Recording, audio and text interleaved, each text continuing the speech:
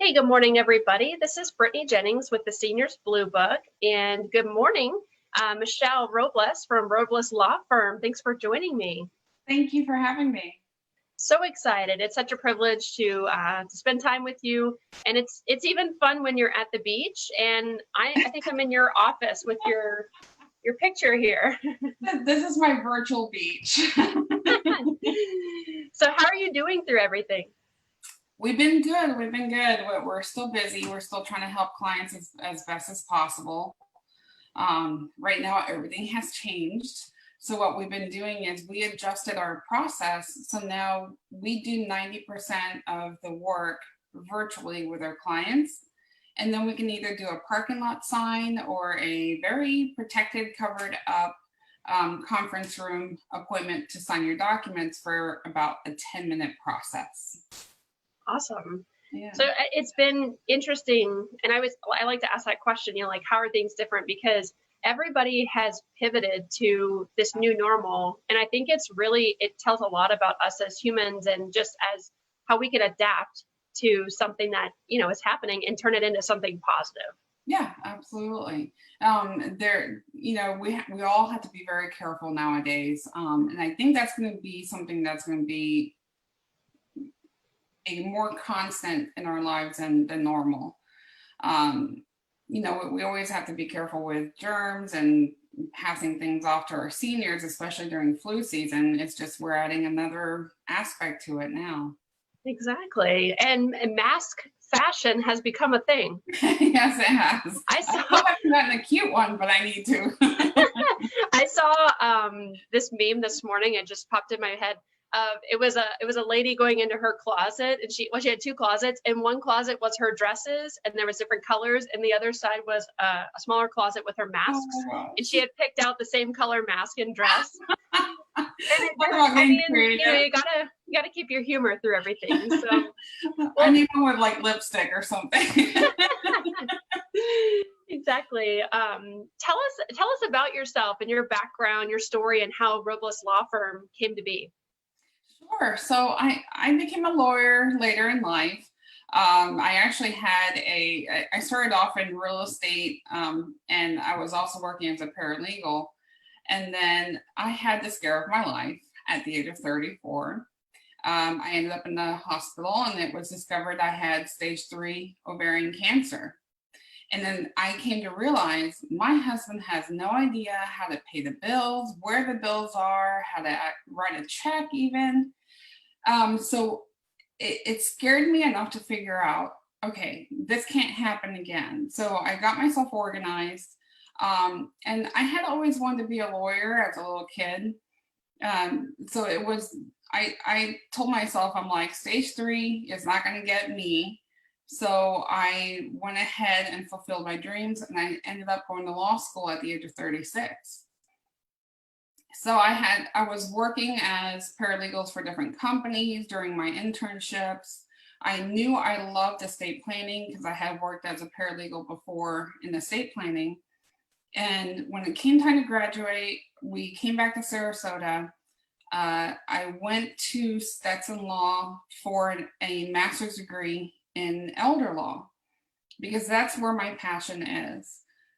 So we opened up the company March of last year. So this is our first official full year. We got to celebrate in quarantine. I was gonna say, it's been an interesting year as your first year of business, right? Yes, very interesting, very nerve-wracking, especially switching my entire office to work from home so that we could protect our clients and our employees. So it's been interesting. I love the fact that I can help people. If I have to do something pro bono, I don't have to answer anybody else. I can actually just go ahead and do it. So we're planning a little bit later on in the year a Wills for Heroes day, to where we can give back to the community, either for veterans or first responders or nurses and doctors that have gone through this whole COVID mess, and kind of give back. So we've got that event coming up that's still in the works. That's awesome. Yeah. I just want to jump in. I can imagine, like, I had a vision of you as a kid, like, debating with your parents, and like, I feel Oh, yeah. like attorneys at heart, like, I need to start asking attorneys this question, like, when you were a kid, is this what you imagined? Like, because I feel like that's just something as a kid, just like you dream about being like a firefighter or a nurse or, whatever it might be. So I could just see you as a kid being like, being that kid who wants to be an I was attorney at like very age 6. argumentative and extremely independent for sure. God bless my parents for having to put up with me as a child. I just had my goals and I didn't care how old I was. I wanted to do it. And you cover, like, with your firm, I mean, you have so many services. Can you kind of do a quick overview of what you can assist with? Yes. So what we do is we can do estate planning, which consists of wills, trusts, power of attorneys, healthcare surrogates, living wills. We also offer services for Medicaid and VA planning, and also Medicaid applications or VA applications if that's the assistance that you need. We can set up an LLC or some type of business for you. And we are about to start adding in bankruptcies because the whole market has changed. So I do want to, I always try to aim at things where people really need the help. And I think bankruptcy is going to be the next route. Yeah, unfortunately. But I mean, you're right. You, just like we use the word pivot, you pivot to what's happening and what's relevant. And then that's awesome that you're able to cover so many things. And I know today I'm excited because you're going to be talking about a couple of things. So the question is, to will or not to will, and what happens when you don't have a will. And then the second thing you're going to talk about is where there is a trust, there may not be probate. So how a trust can be used to avoid probate. And I'm going to kind of turn it over to you and let you talk about both things. Again, super excited to learn from you, and I'll hand you the ropes officially. All right, sounds wonderful. All right, so what is the difference of having a will and not having a will? Having a will lets you have control over what's going to happen with your estate after you've passed away. So what happens when you don't have a will is Florida statutes kick in. So Florida statutes is going to determine who's going to get your estate. So if you have a spouse, it usually goes to the spouse. If you don't have a spouse, it goes down to your kids. But here's where it starts getting a little trickier. So if you don't have kids, you don't have a spouse, then everything goes to your parents. If they're not alive, it goes to your brothers and sisters, which may or may not be a good thing. If you don't have any siblings, then it goes to your grandparents and then your aunts and uncles and on down the line, so that someone ends up inheriting. This may be a good thing or a bad thing depending on your family dynamics. If you don't get along with certain family members, you could potentially be giving them an inheritance. So when we talk about doing a last will and testament, is basically a letter to a judge on what you want to happen with your property, who's supposed to get everything. Everything goes into your hands so that you can make those type of decisions. And the will is going to cover certain things, such as, do you want organ donation? Do you want to be buried or cremated? Who do you want to get your personal property? Who do you want to get the financial accounts that didn't have beneficiaries listed? If you own real estate, who do you want to go to get your real estate? And even if you have small children under the age of 18, we can actually talk about guardianships. Who do you want to be the guardian of your children versus putting it into the court's hands? So you get to have complete control over what's going to happen after you've passed away. The other thing to consider is with a will or without a will, you will go through probate. So probate is the legal process of Transferring property that has title to it, such as an automobile or real estate, into the name of someone else who's going to be your beneficiary. So it's a legal process. It's very costly. There's court fees involved, and it's a process that can take from a couple of months to even a year or more. So when we're talking about a trust is sort of like a little basket.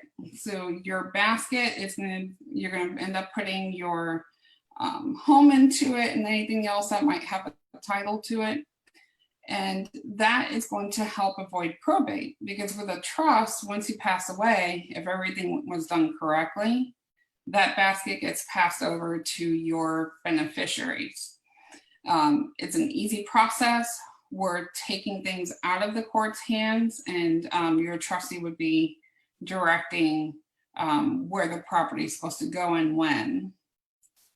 Another thing to think about for the trust is you can really customize a trust to reflect what your wishes are.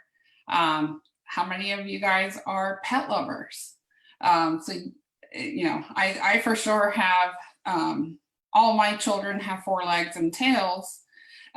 So a pet trust is a great addition to a trust, so that you can make sure that your pet is taken care of.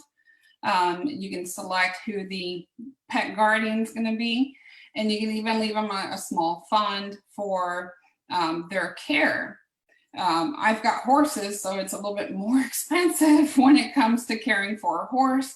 So I don't want my friend or my family member who's going to take care of the horses to have to come out of pocket for their care. So I added the pet trust to my trust. Another thing you can do is you can set up a trust within your estate plan to, if you have children who may not be financially responsible, or in the worst case scenario, a child that's either has, you know, jail issues or drug issues, you can set up a mini trust in that trust to where you can spread out their inheritance over the years, so that they're not coming into a huge lump sum and then either spending it or, worst case scenario, buying drugs with it. So there's a lot of customization that can be done with a trust. And especially if you have minor children under the age of 18, you don't want them receiving an inheritance that is going to require a guardianship from having to be done through the court, just to be able to manage that property for them. So there's a lot of aspects that you can really customize in your estate plan. Another thing to consider too is for your financial accounts, so that you don't, you can minimize what kind of assets actually go into a probate. You're allowed to put beneficiaries on your bank accounts, on your life insurance, on your retirement accounts, IRAs. By having those beneficiaries on those accounts, those will skip outside of probate and go directly to the person you wanted to go to. So that's something to think about. That's something that we discuss in our consultations. If you don't have, if you have minor children, you might want to have your beneficiary as your trust, so that those funds can be managed for them until they turn the age of 18. And then you can always switch it back to having it go back to them directly. So that's all covered in our free consultations. We do a 30-minute free consultation. And because of COVID, we're doing those by phone and by video, just like how we are talking right now. So then that way, everything is done almost like on a face-to-face basis, except for we're not physically present with each other. And Brittany, I don't know if you have any other questions. I think you're on mute. And here I am. Welcome back. So I'm sure sometimes people would like to hit the mute button on me, but I'm back. No, thank you so much for sharing. I mean, I think that the topic that you're speaking on is so important, and we do a lot of through our university educations when we're normally allowed to go out in person, as you know, and go to whether it's at a local library or Parkinson Place or wherever it might be. We do a lot of educating on these documents and the importance of having pre-planned plans. Yeah, right. So being able to have that plan in place. So I think it's amazing that you talked about that this morning, and I would just highly suggest giving Michelle a call. Everybody's situation is so different, right, Michelle? When they come to you, it's like, you know, you have the same starting place. And Wendy the other day said this on one of my other calls. You have the same starting and ending, where, you know, but the middle piece is going to be different for each person. Absolutely. And every estate plan needs to be customized. It's not cookie cutter. It doesn't always apply equally to everybody. Everybody has a different situation. So that's what the consultation's for, is to really get to know each other and then be able to customize that estate plan particularly to you. Absolutely. Well, Michelle, do you have any last words of wisdom before we come off the live? Yeah, I would say make sure you have beneficiaries on all of your financial accounts. And also, as soon as you turn 18, look into getting your documents done, especially for parents of newly fresh graduated high school students. They're 18, they have more rights, which don't include yours.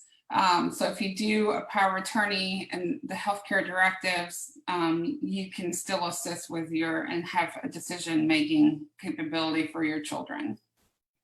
It's such a good point to even talk about just for a quick minute, because I'm in my 30s and I don't, you know, we work in the senior living industry and you help people of all ages, but my everyday is pre-plan, you know, and that's what we preach at Seniors Blue Book. Like, you know, don't wait until you're in the middle of a hurricane, you know, to say, oh, I didn't do this. Exactly. But it's such a good point. Like for even myself, like 18 feels like it was a long time ago. But, you know, you feel like you're, you know, at that point you're starting life, but anything, any moment can change. And it can be life altering, and you need to make sure you have your wishes and everything set up. So it's a great point. 18 years old, start young, and up until 100. You know, it's never too late to get in and pre-plan, right? I did an estate plan the other day for a 103-year-old. Wow. She was sharp as a tack. She was still driving. I mean, this is my Wonder Woman. So it doesn't matter what age you are, as long as you're over 18. I will never forget, one of my first jobs, I worked at an assisted living community in St. Petersburg. And there was a gentleman who came in and he toured, and he was 100 years old. And he was still driving. He didn't even use a walker or cane. His posture was perfect. And he made sure that, you know, he told me to always put my shoulders back. Which I'm not doing right now in these videos. Neither am I. Crouched over. We're all going to end up like needing a good session with acupuncture or chiropractor for this. But like he said to me when I walked out, he loved the community, and he looked at me and he said, "I'm just not ready. You know, I'm not ready." And I said, "You're 100 years old." And he said, "But I know that he said he feels like he's in his 60s, you know." And but it was another discussion that he had children that lived in New York, and when we were talking, just small talk back and forth, I said, "So does somebody have power of attorney?" You know, you try to find out who's helping him make that decision. And he said, "No, I haven't done any of that yet." And I thought, at 100 years old, you know, so the message is, again, no matter if you're 18 or you're 100, call Michelle. Start your pre-planning with everything. I really appreciate you coming on today and sharing all this information. I do want to share real quick. I have your website pulled up because I do want people to be able to go on and check that out. So I'm going to share my screen. And if there's anything on your website you would like me to kind of navigate to, just let me know. Once I pull this up here. Yeah. Under our areas of law, if you go to estate planning, I have a little discussion under all the different types of documents and what they're good for. So if you could scroll down just a tad more. Yeah, so actually, let's see. Did I miss it? No, scroll down just a little bit more. Okay. Yeah, so right here. Okay. So here it gives you a good explanation as far as what each type of document means. Some people are confused between what's revocable trust or irrevocable trust. So I added a little bit of information here to give you an idea of what each kind of estate planning document means. This is great. It's an easy breakdown of each one. Exactly. Just, yeah, I like to try to keep things in simple terms and explain things. That's the teacher side of me. So I'm trying to continuously add things here to help explain things before you even walk into an appointment. If you just want to start doing some general research, you can start doing it at my site. Awesome. And I'm just going to go really quick to contact us. So you did just switch into a new office. Do you want to tell us a little bit about where your office is located, and then also share, I know you go out of your office when able, once we're past this time, but explain a little bit about how you work that way. Sure. So we are located near the Sarasota Square Mall, near the Clark Road, Beneva area. We're right across the street from the YMCA on Potter Park. We just moved just 2 buildings down, so we're still on the same street. It's just we're in a pretty blue building instead of the pretty terracotta colored building. And so it's a very centralized location. So whether you live in North Sarasota County or Bradenton, or if you're down in Venice, all the way down to Englewood, we're right smack in the middle. So you don't have to drive all the way to downtown Sarasota to reach an attorney. So what we are doing is we typically do after hours weekend appointments if necessary, especially if you're back to work or you can't get off from an 8 to 5. So we can definitely customize when your appointment can be. Normally we do off-site location visits for people who are either housebound or in a nursing facility or even a hospital. We are completely mobile. We have a portable printer, portable scanner. We go in there. I bring my own witnesses and a notary, and we're able to take care of things at the last minute if it's required. Unfortunately, right now we are kind of locked out of nursing facilities and hospitals, but once those reopen, we will definitely be adding those services on there.